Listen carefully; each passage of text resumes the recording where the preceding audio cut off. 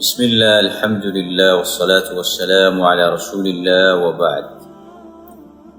انسان په خپل ژوند کې د رب په عبادت کې ډېر کمزوری دی او دې وجې دا د دې بار بار خپخویږي. الله سبحانه وتعالی د دې سره ډېر د رحم او د کرم معامله کوي او دا صرف د خپل خاص بندګانو سره چې د هغې په زړه کې د ایمان رڼا پرته وي.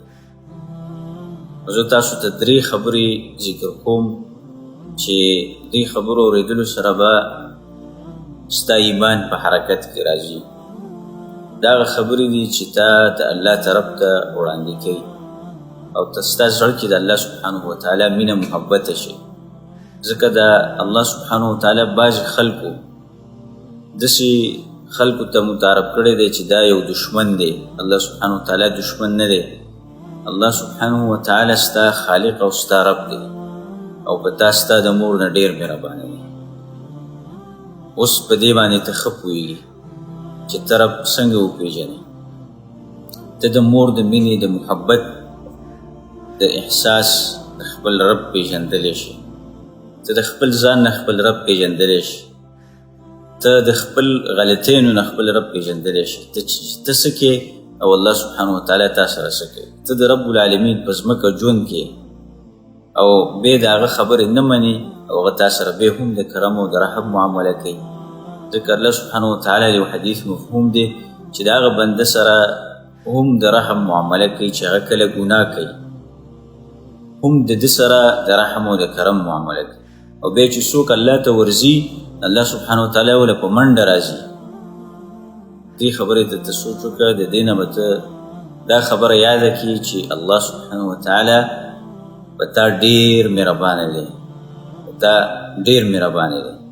نو 3 شیونه دي د انسان په ژوند کې چې هغه انسان د بربادۍ نه بچ کړي. یو ملایک دي چې ته کله په ګناه کې واقع کېږي یا ته په خطر کې واقع کېږي نو ملایک دا کوشش کوي چې تا دا خطر نه راوباسي.